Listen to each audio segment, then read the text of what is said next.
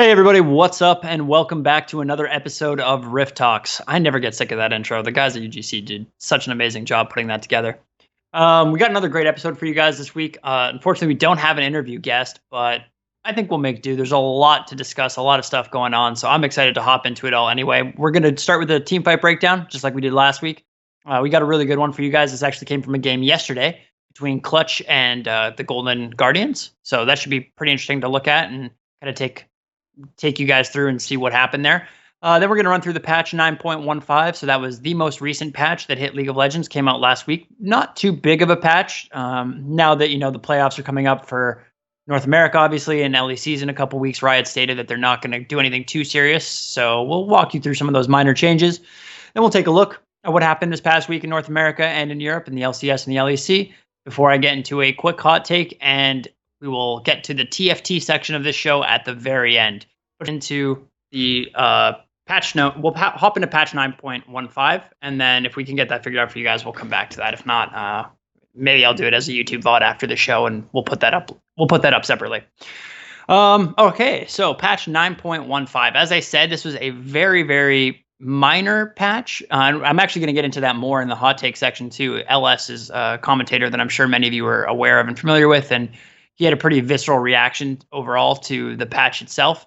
But if we want to pull up the patch notes, then I can kind of walk you guys through these and really point out what happened on a major level. Now, for the competitive scene, this was actually a very small patch. Not a lot changed not a lot hit the meta characters, and not a lot brought characters that were, or champions, that were outside of the meta, like into the meta. Nothing really got given enough beef that it makes it a very obvious choice to rise into the meta. There's a few things that situationally could pop up, or that could pop up based on player skill and preferences, but nothing like standard.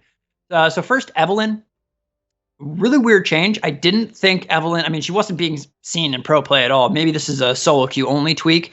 So for all you Evelynn mains out there, this is going to hurt, but your early clear is a little bit behind now. So it's not quite as good as it used to be. I think she's still fine for solo queue, but she was never she has been many times a very, very strong champion in the competitive scene, but not right now.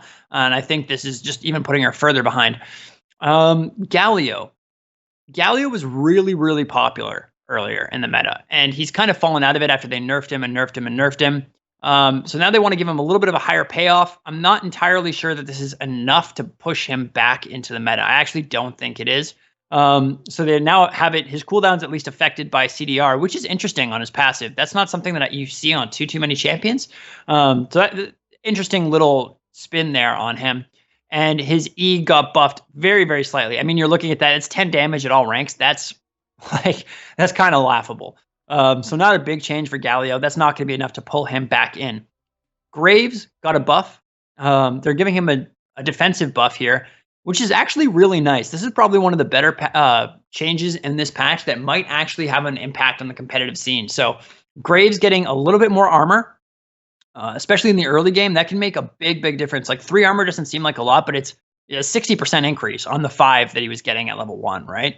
So in that early couple of levels where the jungle can actually do a lot of damage to you, this is really, really nice for solo queue players, especially at lower elos that don't have the kiting of the jungle monsters down perfectly. But even at a competitive level, this will help. It will allow him to clear faster without having to go to base. Like he'll have more health, have to use less of his sustain, less of his pots. So he'll be able to get from doing that initial clear of the jungle to a gank in a safer and better position. It'll also make him harder to invade. So this is all good.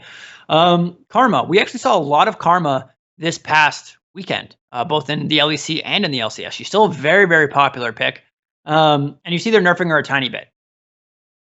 They nerfed her base stats, base E shield, so not by a whole lot, but then they also nerfed the ratio on it. So it is going to slightly hurt her. I still don't think that that's going to be enough to knock her out of the meta. She provides so much utility and she does so much that I still believe we're going to be seeing a lot of Karma in the LCS playoffs and in the final weeks of the LEC. Kha'Zix, they gave him a Q increase. Now, the problem with Kha'Zix is that the meta is so tank heavy right now that he has a really hard time getting that initial burst and just killing somebody instantly, which is what he wants to do, right? So he has that isolation damage. That's good. But again, you're talking 10 flat damage which it's just with people as tanky as everybody is, you're seeing, the Aurelia mid lanes, you're seeing Aatrox and Kled and all these champions that are super beefy. So I still don't think this is going to be enough to pull him back into the meta. But if you like running him in solo queue, maybe this will help you a little bit. LeBlanc. This was actually a really, really nice change. So they're giving her a lot more damage on her E. You can see, rank 1, it's still not that powerful, which is okay. She's always been a lane menace. So I think the fact that they're not buffing her super early is good. But at the end of the game, you can see it's an extra 50 damage. So at that point, you'll have AP. You'll have the ratio to scale that extra 50 damage. And that'll actually be a really, really nice quality of life change. So we did see some LeBlanc this past week in competitive play. And, obviously she's always been a champion that is very highly selected for based on, the player's preferences and skill, right? LeBlanc is not anybody can just pick her up and play her. Like she's very she has a very high mechanical ceiling. But I think this is going to make it so the players who enjoy playing her and that can actually play her proficiently will want to pick her because she actually has the damage and in the late game where she typically fell off really, really hard. Like you kind of had to snowball really aggressively with LeBlanc or your team had to get a good pick late game so you weren't fighting in a team fight. Lee Sin. I mean, Lee Sin's always been a good competitive jungler, but never has he it's like he's always been very, very highly skill capped, right? Which is fine. This damage doesn't really do a whole lot to help him in that sense. Like again, there's a lot of tanky junglers. There's a lot of tanks out there. Lee Sin prefers a squishy meta, so that flat base damage. I mean, it's a little bit, and his whole combo goes up by maybe 25 damage at max rank. So it's just not enough to make him, significantly powerful again. He's still going to be good. People will still play him. He's always got that utility. He's always versatile, but that's not like a game-breaking shift. Lissandra. She was everywhere, got nerfed into the ground, and then this is a little bit of a help. Now, her R damage ratio, that's nice. She gets 75% of her ability power instead of 60% of her ability power. But obviously, as Lissandra, you didn't just build flat like glass cannon AP, right? You build a lot of health and resistances because you're kind of like a midline. Like you're not fully backline, you're not frontline either, obviously. So you're kind of somewhere in the middle. But this should help her have a little bit more damage. Maybe it will return her to the meta more prominently. I think we did see her at least once, if not twice, in the LCS and LEC this weekend. So she's still around. She's still very, very strong. And this will probably make her be seen a little bit more even. Lucian, a little bit of extra damage on the culling. He's not coming back anytime soon. That's not what made him strong. Malphite, this is a really interesting change, actually. So they're giving him a better slow. They're giving him more damage on his W. And the R casting at max range, if used outside of max range, is like a quality of life thing that I actually don't know. It's kind of a weird one because if they're not in your max range and you use it, if they're just outside of it and you think maybe you can do it, you'll actually be short. So, I mean, most of the players who are very proficient at Malphite know what his range is anyway.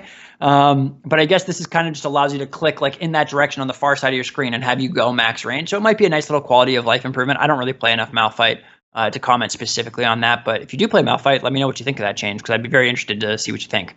Poppy, a little bit more movement speed, which is always good for her, regardless of anything. We're seeing her already in the jungle. We're seeing her in the top lane a little bit, not as often, but she is in the meta right now to an extent. So more movement speed, that makes her more viable. That's always good. Kiana. Kiana's in a weird kind of place. Like she does a lot of damage, but if you miss, she does nothing. Like if you miss any of her abilities, she is just completely useless. So very high skill cap. We'll see what happens. Now, with her E, it only damages targets if within 250 range at the end of the dash. So now that means that you can dash or flash away and you can dodge the damage entirely. That's actually a huge, huge nerf for her. So obviously, if you did land all of her spells, she was incredibly strong. And I think this is a way to kind of add some counterplay where they're not necessarily weakening her spell. They're just allowing you as an opponent to dodge it more easily, which I think is honestly good. If you can react to it fast enough, that's a good thing. And then her ultimate got nerfed at level 1 for the cooldown and got buffed at max rank. So that's good. Rumble got nerfed. Not really sure why. We don't see too much of him. But he is a champion that always, like him, Orianna, Jarvan. There's a lot of these champions that come out every single playoffs and worlds and all that sort of thing, because they're so reliable and they provide so much. Like, he's tanky, he does damage, and his ultimate is an excellent zone, right? It creates like this. It's very, very useful. It's almost like utility on top of the damage. You can kind of start fights with it how you want. So you always see him in these most like heightened competitive situations. And maybe this was a bit of a preemptive nerf to make sure that we just didn't see Rumble top every game come playoff time. Soraka got buffed, which is great. Everybody loves playing Soraka. So her base damage is a little bit more. Still don't think this is going to necessarily bring her back into the competitive meta. I think she's still just lacking a little bit, but and also her R going on cooldown when she dies while casting is a really, really nice quality of life change. You don't have to wait until you spawn for it to go on cooldown. That was a really annoying bug. Swain, they reverted his range just because that was very frustrating for people, and I'm glad they did that.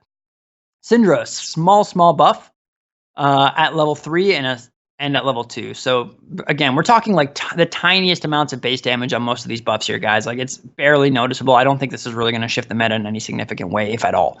Vayne. Now it's a nice little change for Vayne. Does 150% of condemns damage on the wall, which is good. And it now deals the damage instantly instead of after the knockback. So that's actually pretty good. It gives you the damage quicker. So for combos and stuff like that. And also, if you're trying to burst somebody down and kill them, like, you'll do the damage right away instead of after they get knocked into a wall or away from you. So that's always positive. And then Xerath.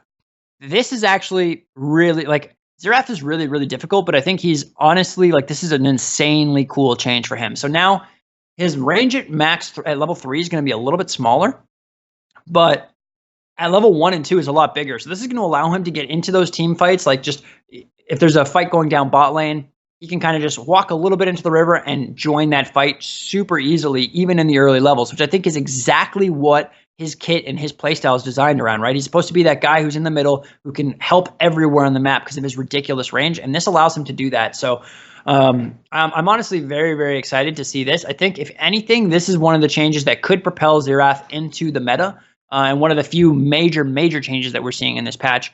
Although, like I said, he's very, very difficult to play. He doesn't have escapes, and his shots are very difficult to hit, like his skill shots. So as a result, there's not too many players who feel overly confident using him. But if there are any Xerath, mains in the competitive level, or guys who play it a lot and have enjoyed playing him in the past, I think you will start to see him pop back up from time to time now with this change, because of how much utility he can bring in the early game. Okay. With that being said, competitive, very small changes. Don't really think it's going to be too much. Meanwhile, solo queue, there's a couple guys who got some nice buffs for you. So that's good. If you like any of those guys in solo queue, great. It'll help you out a little bit, but nothing game breaking. Like, you don't have to get used to too much. Kiana mains are probably going to be a little bit upset, especially at lower elos, because it's going to be a lot harder to get that damage combo off. We have the team fight for you now, though, so rejoice. Let's dive into this and break this down really quick. So pause it right here. Perfect. Okay. So you saw the Nautilus there kind of go in, look for the engage. If you take a look at the mini map there, you have Aatrox in the bottom lane, right? He's going to teleport in. Aurelia's in the top lane. Look where she's teleporting to, in the Wraith's camp, right to the top right of your screen right here, right? This is a perfect position for an Aurelia to teleport. Like, she's going to be right behind them. They don't have any idea that it's coming. This is going to take them completely off surprise. And like I said earlier, Aurelia is the person they really want to kill. So we're going to let this play out a little bit. Froggen's getting some damage down onto Lyra. Cody-san and Vulcan doing a great job of kind of getting away. Now here, Lyra was really, really strong at this point, so they had to kill him, but unfortunately, he uses his EQ combo, gets away. Now Aurelia comes in from behind. You see the Aatrox coming in, but he's a little late. Huni's going to come in on this Rumble and drop his ultimate, and this is going to do a ton of damage and slow everybody down. You see now DeMonte on that Aurelia getting a kill. He's going to be taken out, but look how much damage is done to all the players on the Golden Guardians. They're all half health now. Meanwhile, we still have ultimates. You still have all the good stuff on the side of Clutch. So they're going to back up a little bit. I don't know why Golden Guardians here kept fighting, but they did. Haunter's going to get taken out. Lear's going to get his ultimate off because he still had that. They didn't manage to, force him to burn that earlier in the fight. And then it's super easy there for Rumble and Cody-san to finish off everybody else. That fight led to a Baron. And from there, what was a close game turned into an absolute romp. So great job especially by DeMonte on that teleport. That was absolutely massive. I think that won them the fight because they had to turn around. They couldn't just run away. They had to deal with the Irelia. That gave the rest of his team a couple seconds to get into the fight, catch up, and re-engage. And at that point, you saw what happened. It was a wrap. Beautiful Rumble ult from Huni too. Like almost perfect. Maybe if he had put it kind of like on that pathway from Wraiths to Baron, it would have been a little bit better. But even still, he got enough damage down. He slowed people. It was exactly what you want from Rumble ult. And it's exactly what I was saying earlier of why he's so good. He does damage, he's beefy, and he has an ult that can kind of create a zone of control where, much like Orianna, the other team has to be very, very scared of fighting inside stuff like that. But yeah, I hope you guys enjoyed that. I thought that was one of the better fights this weekend. It was one of the only like really clean aces that actually went down over the entire weekend, actually, in both the like a lot of the fights this weekend. It was kind of interesting. Now that we're going to hop into the LCS and the LEC review, in both regions, I found it very fascinating that there was a lot of skirmishing in these games. It didn't seem like there was an awful lot of like full 5-on-5 team fights. Instead, those did happen occasionally, but usually a team was kind of quick enough to realize like they were going to lose and they would try and run away. The only time that you saw those kind of full team wipes was when the game was essentially over. And for a Teamfight Breakdown, I like showing fights where both teams are still in the game and both teams could have done something differently or made a better decision or played that a little smarter and could have changed the course of the game. So that's why we picked that one. But there's a lot of interesting picks too. So the one thing before we kind of dive into each region that I want to note is just the regional difference. So obviously Aatrox right now is incredibly strong in the top lane. Everybody's playing Aatrox. He's up there all the time.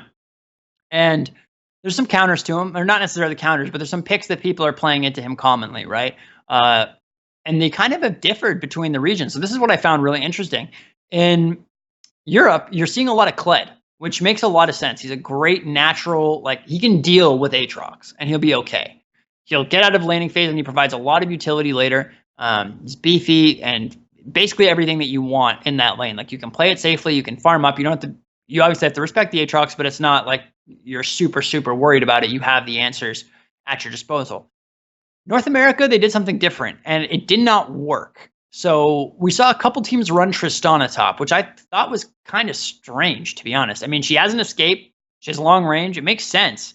But it didn't work for any of the teams that tried to use her. So unfortunately, none of the teams that ran that Tristana were able to pull it off successfully. Anyway, just a slight difference in playstyles between the two regions. Let's start with the LEC, because that's still in the regular season. I want to get to the playoffs afterwards. So a lot of weird games in the LEC this week. There were some, honestly, absolutely atrocious one. Like the Excel versus Splice and the SK Gaming Row games were super fun to watch, but from like an analytical standpoint, they were just, I don't even know what was going on. I'm sure both the coaching staffs or all four of the coaching staffs, of those teams are kind of losing their mind a little bit. Vitality, huge upset over G2 Esports, and it wasn't close either. It was a great, great game. Origin took down Misfits in pretty convincing fashion, and Fnatic also took down Schalke in pretty convincing fashion. Like I said, it was some pretty weird games and all that. SK Gaming did manage to get a win, so they snapped that losing streak that they've been on. Excel, after playing so well on Friday, returned to their not great form on Saturday, and Vitality was able to dismantle them. Splice looked good again on Saturday. They were able to get that win. Origin, kind of in a weird spot. They didn't really perform that well this week. Schalke definitely looks like the better team overall. And then G2 Esports beat Fnatic and was probably the most hyped matchup of the week on the LEC side of things. Both teams kind of ran some interesting things that series, and even in the game before. So it was kind of weird. They were running Karma bot lane. Not something you see very often as an AD carry. But I guess with the AD carry meta, you can kind of get away with it. Still, it was interesting, especially because there was an Ivern pick that came out the day before on this. I believe it was Fnatic who played that. Not something you see in a meta right now. So neither team really knew exactly what to expect from the other hopping into that game, but it ended up being a pretty good game. It's only a couple weeks left in that regular season, so we're going to have to see how things shake out. Clearly, G2 Esports, Fnatic, and Splice are the best teams. Like, it's pretty obvious at this point. Those three teams will finish 1, 2, 3. It's just a matter of where. So Splice and Fnatic can still kind of battle it out. At this point, G2 would have to collapse completely to lose their first place seed. But considering they won MSI, I mean, they were definitely the team that everybody had as the favorite entering the split. And I think they've shown why with very, very good reason. They've looked very, very strong. They didn't start out great, but to be honest, after you play a whole split and then you have to go to MSI, you don't really get a vacation. It doesn't surprise me that the players wanted a couple of days break. But they look great this week again. So they're definitely still the top dogs in Europe. Meanwhile, at the kind of the bottom half of the playoff bracket, Origin is still holding on to that spot. Rogue is right behind them, though, so Origin really has to kind of clean up their performances the next 2 weeks if they want to make sure that they get in. And SK starting to fall a little bit too far behind. Same with Excel and Misfits, but it's still theoretically possible. Like we saw the tiebreakers in North America this week, anything can happen.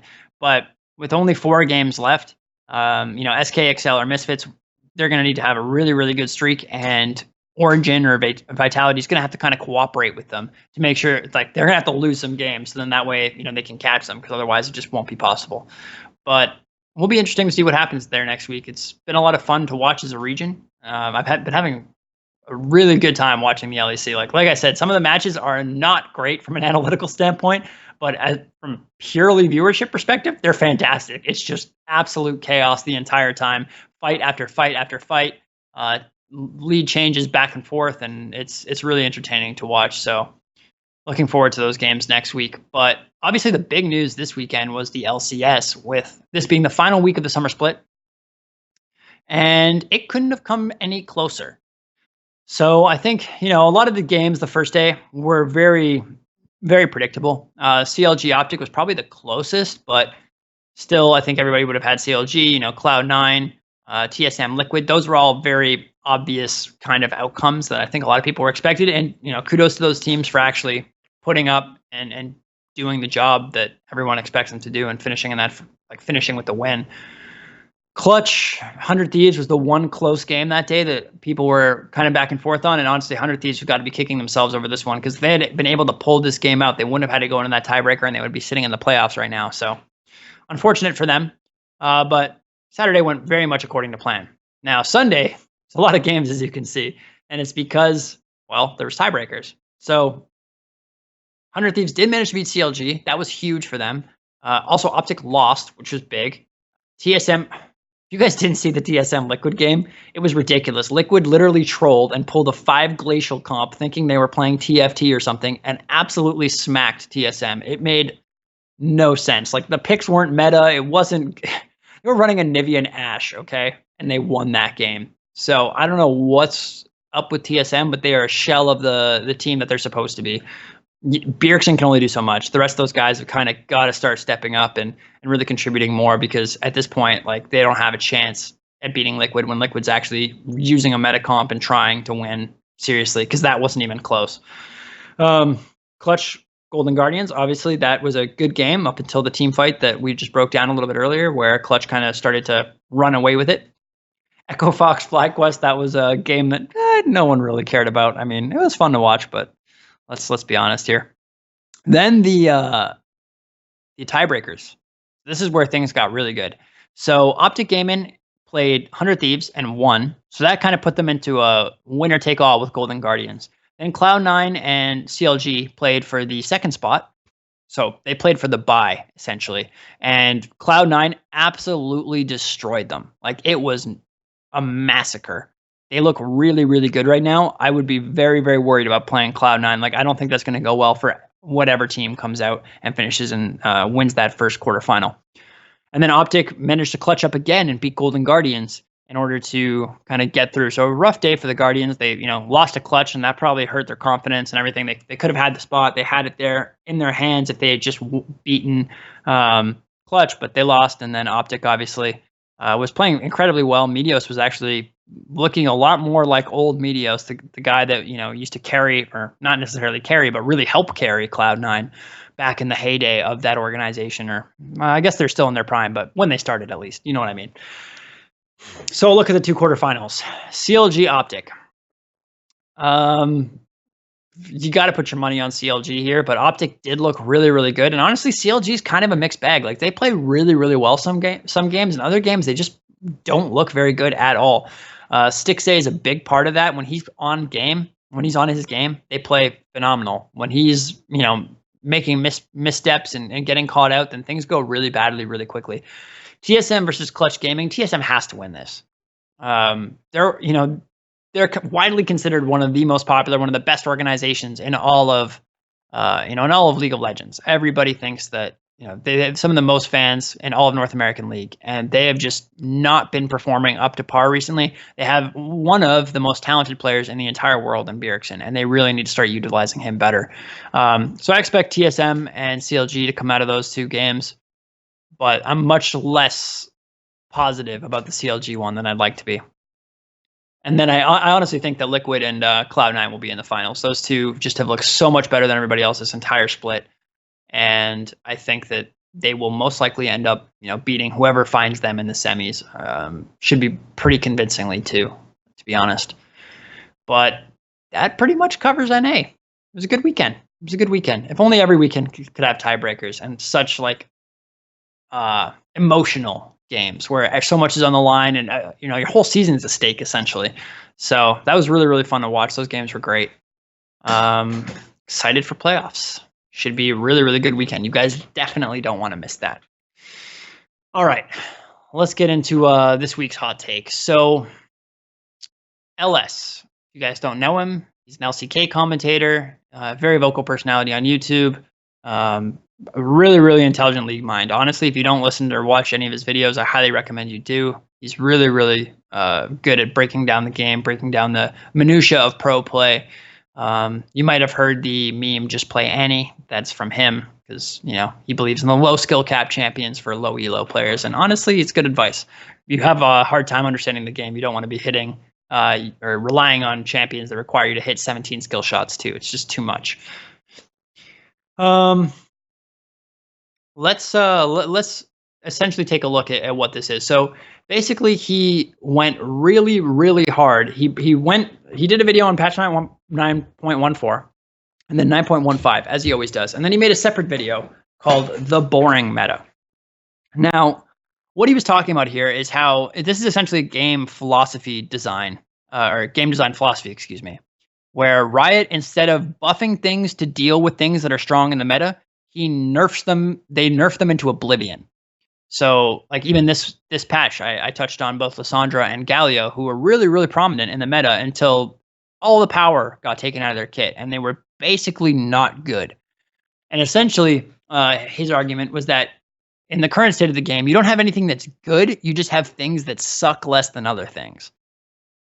It's a little bit convoluted, I guess. But essentially, what he was saying is that the game is getting really, really boring.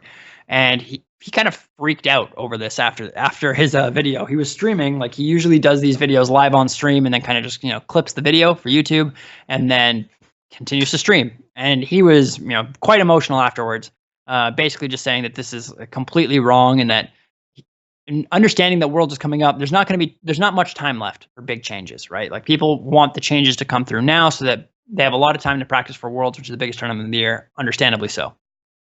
The problem is that these changes have been underwhelming. Like we've been stuck with a very similar meta for the past 2 patches now, and it doesn't look like this is going to change anytime soon. So we're going to have this, Aatrox versus Kled versus Jace kind of matchup with, Irelia and these AD carry mid lanes.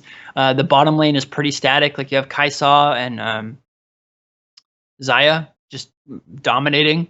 They're by far the most picked AD carries, along with Ezreal, obviously. Rakan has a support. We're seeing a lot of Nautilus, but it's like we're seeing the same. Like there's 30 champions right now. And that's being very generous that you can honestly expect to see in a given game. Akali's everywhere. Obviously at the highest levels of play, there's going to be a meta. It's going to develop, but the way that Riot has kind of balanced the game is you end up with only a couple of really viable options that do A, enough damage, and B, provide enough, utility to a team to make them worth picking, especially at the competitive level. His argument, and honestly, even though he took some flack for how he reacted, I wholeheartedly agree with him. It's way better to have everything be too strong than to have nothing be good, if that makes sense. Because you really do want to, like in a MOBA game, you really do want to have somebody be able to go completely off and dominate the game if they are, ahead, and if they've made the right decisions, and if they've snowballed their advantage, right? And if they made correct plays the entire time, they should be able to do a lot. And instead, it feels like they can't really do that much. Like they're kind of stuck with being able to do very, very limited things inside the scope of the champion that they chose, and that's about it. Like they can't, it doesn't matter how fed they get. If somebody on their team gets caught out, it's pretty much over. Like it's very difficult to win a 4v5 right now, even if you're way ahead. Which, I mean, I guess people have conflicting opinions on it, but I'm definitely in LS's camp here, where I think we need more versatility, more variety, more champions that can do more and that are just more fun and feel more rewarding to play. Hopefully we'll see that. I know that, the new Pantheon's coming out. Maybe that will be cool. We don't really have any numbers or anything like that, so that's why we're not getting into it today. All we have is this skins and stuff, which is, cool, but not anything worth breaking down on this show. But definitely we just need more variety. Like it's super boring to watch the same stuff come back. And like I said, like we're seeing, Orianna creep back into the meta because it's playoff time. We're seeing Rumble creep back into the meta because it's playoff time. These champions haven't been in the meta the whole time, and they're just coming back because it's like, well, they don't suck. They have damage and their kit's inherently good, so let's just use them.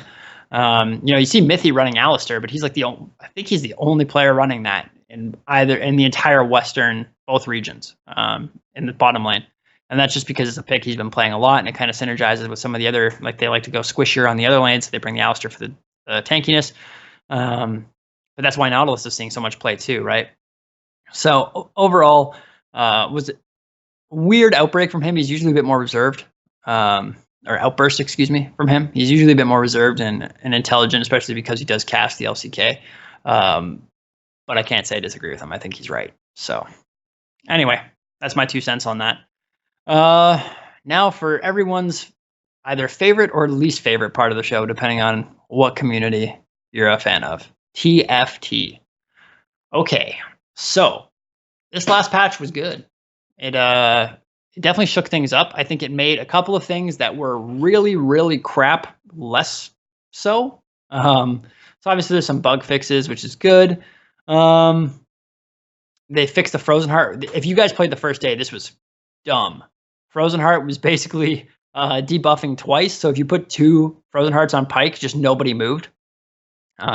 There's people losing games because of that, and it was not cool. So they got that fixed, thankfully. Akali had 100% crit chance, so that was ridiculous. Thornmail doesn't do true damage, it does magic damage. And they buffed Mord again, or they fixed Mord. They were supposed to buff him, and they didn't buff him, and then it went through. Okay, those were just all bugs that were there at the beginning.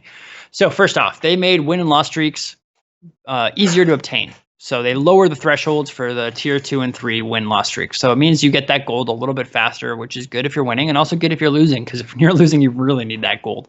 Class breakpoints, they added a few more, and only one of them is currently achievable. So Blade Masters is, if you make some people Blade Masters, it's pretty troll. I definitely wouldn't do that. Shapeshifter, Brawler, Gunslinger, that's all in preparation for the next patch, which we're going to talk about right after we're done getting through this one.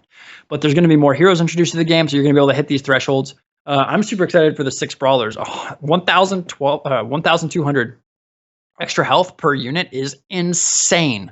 Like running 6 Brawlers at 1 star will be good. If you have 3 of them, if you have them, 2 star, if you have like a Warwick or a Volley or something level 3, like I think we might see the carry Volley come back once we have 6 Brawlers, because that thing just will not die. Player damage. So they lower the damage you're taking from different things. So, the Spiderlings and the Elemental Golem are only going to do 1 damage now instead of 2. So this, again, just kind of makes it so that the games last a little bit longer. You're not going to die as quick. Like, I think everybody who's played TFT has had those rounds where you lose a round and you just lose like 30 HP. Like, you just get stomped for whatever reason. Their comp just perfectly countered yours, or they just wiped you really quick. And you might be in a really good spot. You might have like 60 or 70 HP, feeling good. And then that happens, and all of a sudden you're 1 or 2 rounds away from being eliminated, and it puts a whole different level of pressure on you.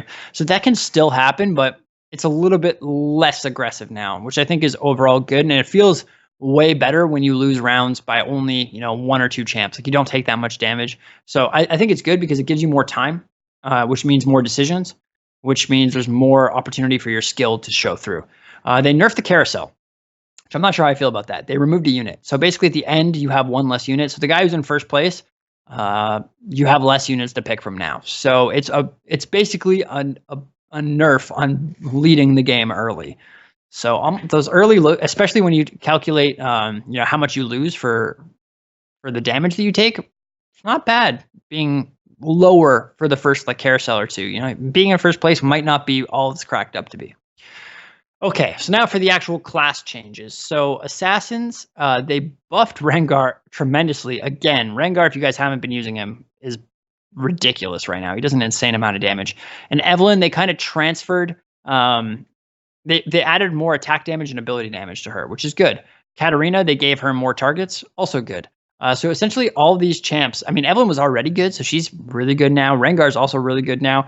Katarina, she needs items, but if you get the Seraph's Embrace on her, she can be pretty strong. Also Frozen Heart, not bad item. You just need to give her mana so that she can actually get her ult off, because that's her biggest problem, is it takes her so long to charge up that ult without any mana items. So you really need to get her tears.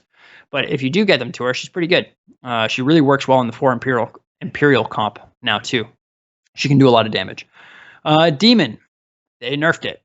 Big surprise to everybody who played the game. This was so ridiculous. And they actually nerfed quite a few of the units too. So Varus, Aatrox, and Morgana all got nerfed. All needed nerfs, to be honest. Varus was by far the strongest 2-cost unit in the game. His ult did an insane amount of damage. If you had a Varus that was, a level 2 Varus with a couple of items on him, he could just carry you till stage 4. He just did so much damage. So this brings him a little bit more in line, which I think was good. At stage 3, at level 3, he's the same. But at level 1, they nerfed him, which was necessary. Same with level 2. Aatrox, everybody was running Aatrox. They brought him a little bit further back in line, nerfed his health and his damage, thank God.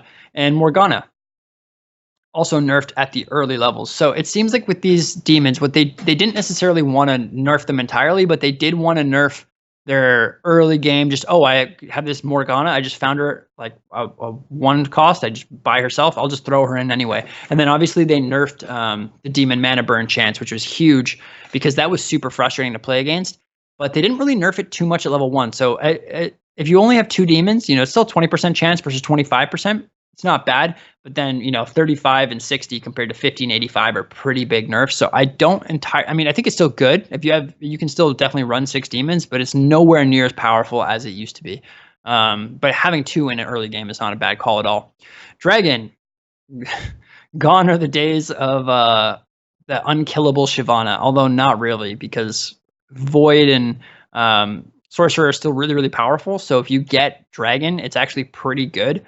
Having the Shyvana and the Aurelion Soul kind of counter a lot of the comps that people are running right now, and we'll get into that in a second. But to compensate, they actually gave Shyvana some armor. They gave Aurelion Soul some health, which is good. And they also gave him some AP damage. Also good. Not at level 1, but level 2 and 3, they buffed him. So, you're never going to get an Aurelion Soul level 3, or hardly ever, I should say. It'd be very, very rare. But level 2, that little buff is really, really good, because you usually do try to put some items on him. So that 50 damage will scale quite nicely with your death cap or whatever other AP items you have there. Elementalist, Lissandra, they buffed her. Thank God. Now, this is a perfect screen to look at, because look at what Lissandra's old ability damage was. 150, 200, 250. A level 3 Lissandra ult used to do less than Aurelion Soul level 1. Now it's, level 3 Lissandra still does less than Aurelion Soul level 2, but that's understandable. So they gave her some love, much needed. She was definitely in the absolute worst tier. She's probably still down there, but she's slightly less awful now. Brand got a buff to his damage. I don't think they needed to do this. He was already really strong. Elementalist is still strong, but they nerfed demons pretty hard too. So I guess they just thought, well, let's give Brand a little bit of love. You still don't see him an awful lot. So I think where he's at right now with this patch is okay. Guardians. This was a good change. So Braum, if you guys have been playing recently, a lot of people are picking up Braum and just throwing him in right away. He is an absolute monster. If you get him to level 3, if you can get a level 3 Braum, you can make him essentially unkillable. You give him a Warmogs, Dragon's Claw, and a Thornmail, and people will just kill themselves trying to kill Braum. It is ridiculous. Leona as well, same thing. You can do the same thing with Leona, although she doesn't have the shield that that shield that Braum has that blocks abilities is just super strong, especially early. So if you don't really have a good comp and you're trying to figure out what you're running early and you see a Braum, pick him up, throw him out there. Excuse me. And he will at least tie you some rounds. It will take them so long to kill him that it might give you time to win, or at the very least lose by less or tie. So he's really, really good right now. Knights were awful. Were absolutely awful for the first couple patches of this game. They were okay really early on. If you got 2 of them, sure, you could just throw them in to start the game, get that synergy, better than none. But they were just, you had to swap out. You had no choice. There was no way you were winning with 6 Knights. It's still pretty hard to win with 6 Knights, to be honest. I still don't think they're like an A tier or S tier comp, but they're significantly better now. The fact that they, instead of just blocking damage from basic attacks, ignore damage from all sources, especially as the game scales, that becomes more and more valuable where there's more skills. The problem is that 55 damage, when you're talking about, Karthus or an Aurelian Soul or a Draven, it's just not enough.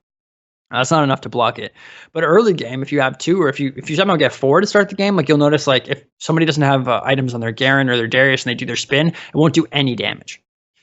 The other thing is that they buffed a lot of them. So Darius, they gave 15 armor. Garen, they gave 5. Mord, they gave 5. Sedge, they gave 5. Sedge, they buffed her stun duration, so she's a little bit better now. Again, you're never going to get a level 3 Sejuani, but a 6-second stun is pretty nice. Even the 4-second stun for a level 2 Sejuani is pretty nice, though. Kayle, they nerfed her HP, but they gave her a bit more armor. So Kayle came out more or less neutral. All the low-cost Knights, though, got buffed, made them stronger. So definitely... if you see a Darius Garen right away, you can pick them up, throw them out there. They'll survive for a couple turns. They'll get you through the very, very early game. Ninja. Okay, so this used to be 40% AD and 80% AD. So for somebody like Kennen, and actually for Akali too, it kind of sucked because obviously they get a ton of their damage from their ults and from their abilities, and that didn't scale with AD. So you were just kind of SOL, so to speak. Now they changed that. So instead of 40% AD, it's 40 AD and AP. And instead of 80%, it's 60 AD and AP. And they also buffed some attack speeds, actually. So Shen went from 0.6 to 0.7. Zed, they gave him an extra 0.05. Zed, they also gave a little bit of extra damage. So he's a little bit stronger now. Zed is a pretty good early game unit, especially if you get an Infinity Edge, Static Shiv on him, and you have a couple of assassins so that he has higher crit chance, or does more crit damage, on top of that. He can put in some work for you in the early game. Kennen, they nerfed, thank God. He was everywhere. Still pretty good if you get the items on him, but he's no longer, you can't just throw him out there, no items anymore. He's not just going to carry you through rounds. He'll do well for you, but it won't be, he's not broken anymore. Let's put it that way. Serviceable, not broken. Akali, they nerfed as well because she was really, really strong. And even at the beginning of this patch, when there was that bug for 100% crit, she was just teeing off on people. So I think they made the right choice in nerfing her, bringing her down a little bit.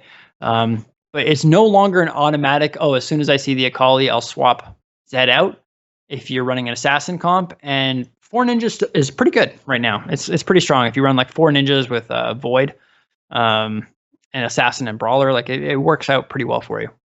Noble.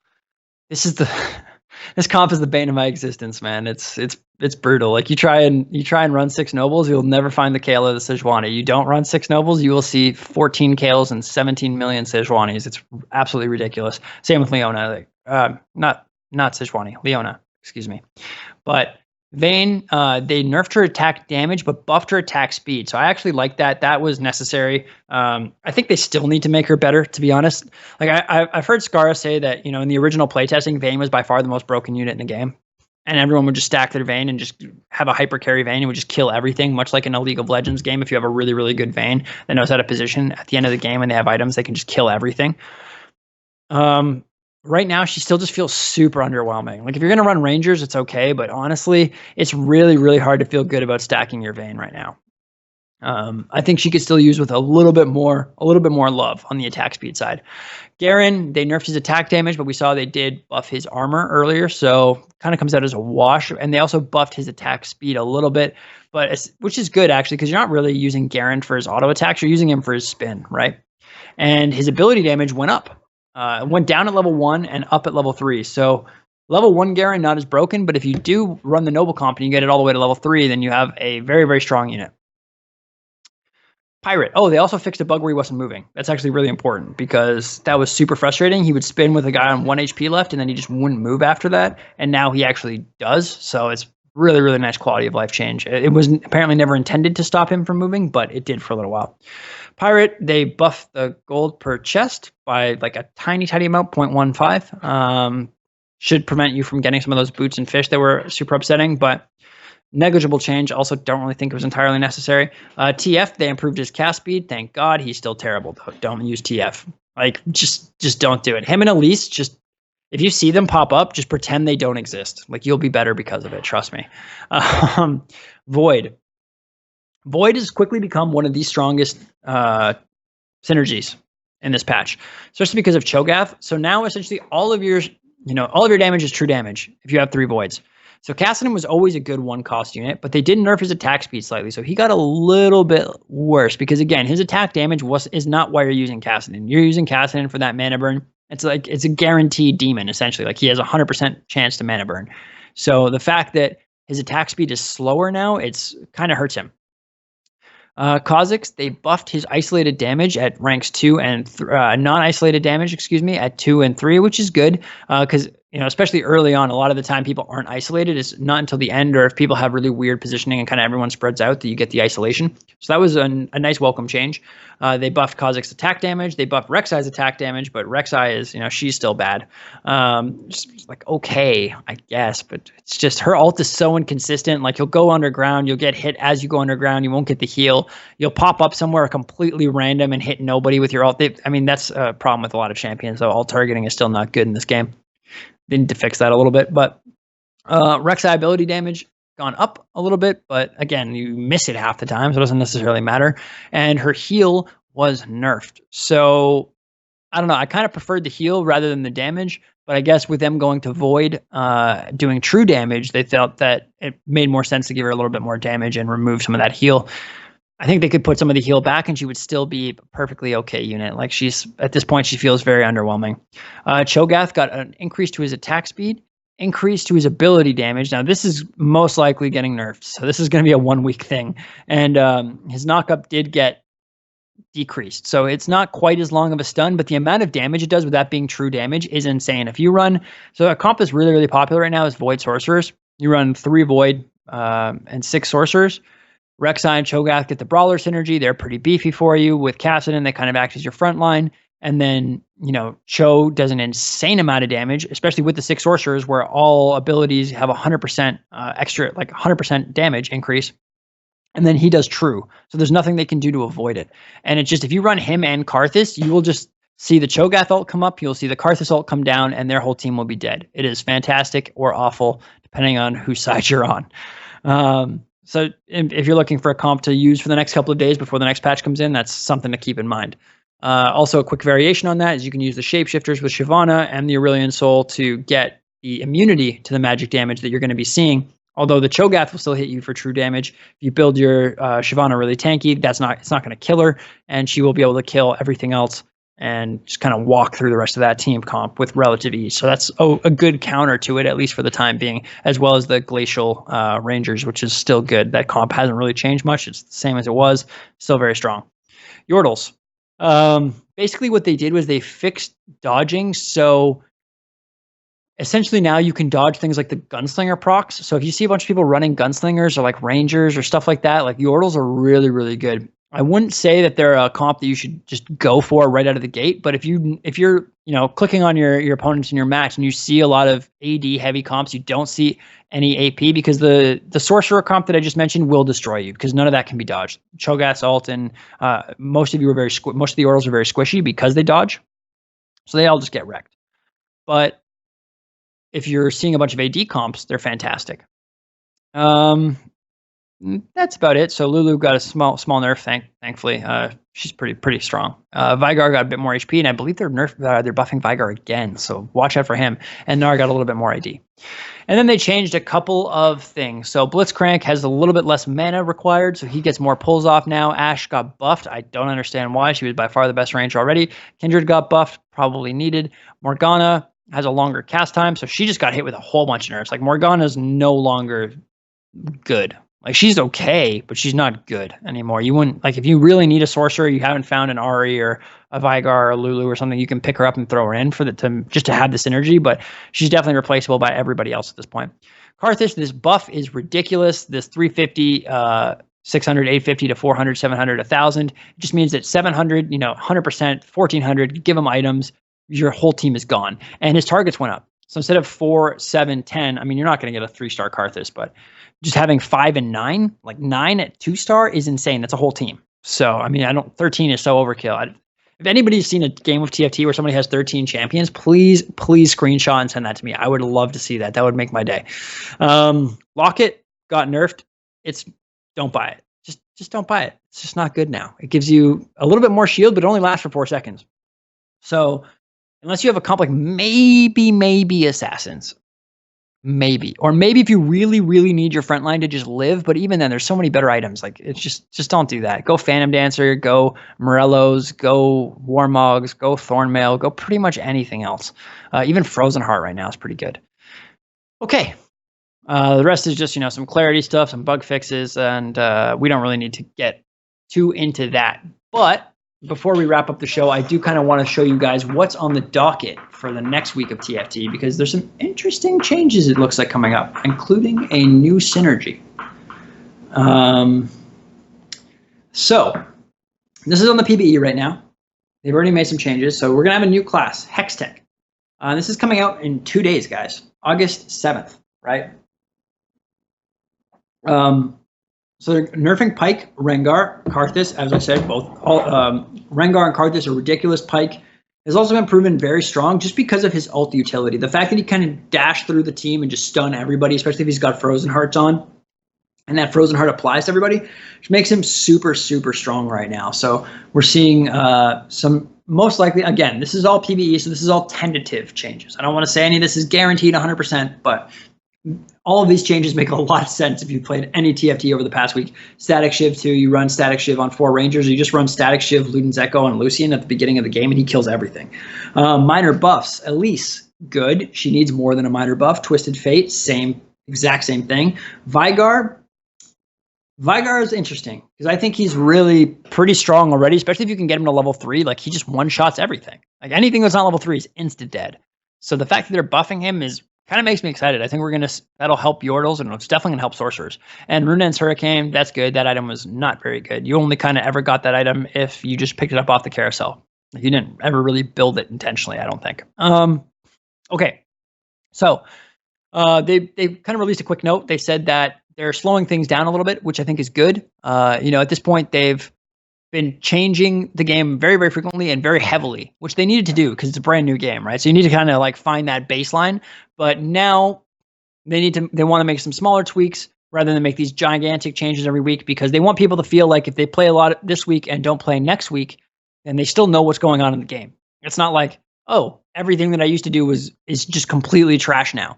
Like you look at games like Hearthstone and games that are, obviously this auto chess variant is kind of new and unique, but you look at games that have like RNG elements, and it's kind of like a card-based building element to it, and those games have longer life cycles for patches. And I think that's honestly a good thing. Small tweaks, welcome every week, but these massive changes, I think we're starting to get to a place where more comps are at least viable. If you get the comp perfectly, it can work and can get you to a top 3, a top 2, and that's honestly good enough. So I think this is the right approach. So Hextech, they've already changed it, because apparently originally, I don't play in the PvE, but apparently it just disabled items for 5 seconds or 15 seconds in a 1 to 2 tile radius, which just sounds absolutely insane. I'm glad they're not running with this. Instead, you're going to throw a grenade at the start, or a pulse bomb, excuse me, that's going to disable nearby enemy items for 8 seconds within 1 to 2 hexes. So what this means is when you're playing Hextech, you actually are playing against Hextech, excuse me, you can't group up your champions. So that like big clump of champions that everybody likes to run, you can't do that, or you're going to have no items. So you're going to have to kind of spread your champions out, which means you're going to have to leave your carries a little bit exposed. Like, it's going to be very interesting. I think it's going to actually change the positioning and how positioning works in TFT significantly, especially when you see people running Hextech in your game. Camille, she's going to be a Blade Master. I think she's also going to be a Hextech. I'm not entirely sure, but so she's a 1 cost. Roots her current auto attack target and does damage, and she'll switch to that person. So she's there to apparently single out an enemy, help her team like focus that one down. Now this is a very interesting line that I'm not entirely sure what it means, but if it means what I think it means, I'm very excited. Explicit external control over AI's targeting is a new effect, and we'd like to see players consider who they want to target on the enemy team. I'm really hoping that means that you can kind of set target priorities at the very beginning of a round. You can pick, just click on the enemy champions that you want to be prioritized in order for single target spells. I don't necessarily think that you'd want to do that for AoE spells like Cho'Gath, because then he might just ult one person instead of the whole group. But I think for certain champions, so for example, for a Veigar, for a Camille, or even honestly a Nivea, even though she does AoE damage, if she could just throw it back onto the Draven or something that's kind of just hiding in the very back and killing your whole team, that would be fantastic. So really excited to see what they do with that. And we should have our hands on her a little bit later this week. Jace, going to be a shapeshifter. So another shapeshifter. Thank God. That gives that comp a little bit more variety because, again, you couldn't run Elise. Nidalee falls off super hard. She's great early, but she falls off really hard. So you're basically left with Gnar and Shyvana. And Swain, if you can get him. But obviously finding up, it's really risky to wait on a five cost unit because you can go a whole game without seeing them, even if you've econ properly and been re-rolling and everything, right? So he's supposed to break up front lines. I really like what they've kind of done. They've used his E skill, basically his knockback hammer, and then his gate with the attack speed. So he should be really, really interesting. He's one of one of the champions that I want to try the most. I'm very, very excited to get my hands on him. Vi, another one that I'm really, really interested to try out. So she's gonna be a brawler, and she's supposed to be like a backline tank, just like she is in regular League of Legends. So she's going to go after their carry. She's going to find the person furthest away from them. So think about it like Blitz in terms of positioning. You want to position her across or as far away as possible from their carry because she's going to go after that champion and hopefully just insta-give them, just like Blitz will pull them and kind of provide that. So I really am interested to see how she does it. I hope that she's basically a better Blitz where she ends up behind them instead of them ending up in your team. And Blitz does this really weird thing where he'll pull them and just not focus them. So hopefully this is a better version of Blitz. And Jinx. So she's supposed to be a good 4-cost gunslinger. So this will hopefully be able to replace a Gangplank or a Graves. Graves is okay if you make him a Blade Master, but neither of them are that good. Tristana and Lucian are pretty good. MF obviously is pretty good, but she's not what she used to be. That nerf to her ult hit her pretty hard. You need to get a level 2 MF now for her to be really, really worth it. But again, just like in real League, they're kind of making her get excited after she gets kills. So after her first kill, she's going to gain some attack speed. And after her second one, she's going to get AoE damage. So she's going to get that Fishbones gun that she can use in regular League on Summoner's Rift to create AoE spells. So if she can get some early kills, if you can take down some squishies right away, that would be huge. And she might really, really go off. So she's apparently supposed to kind of be a little bit different to Draven, where Draven does single target carry. She kind of could do that AoE. So if somebody's team is really grouped up, you'd want to run Jinx. And maybe if they're not so grouped up, then Draven is a slightly better option because you'll do more single target damage. Really depends on the comp, and we'll have to see exactly how she plays for us to know. But those are the new champions that are apparently coming out. I think the nerfs all make sense. The buffs make sense. Hopefully they're big buffs for Elise and TF so they can actually be useful. And then the rest of this is just, some skins, which, they're cool looking and all for your little legend, but not really the focus of this show. Well, guys, I've been talking for an hour.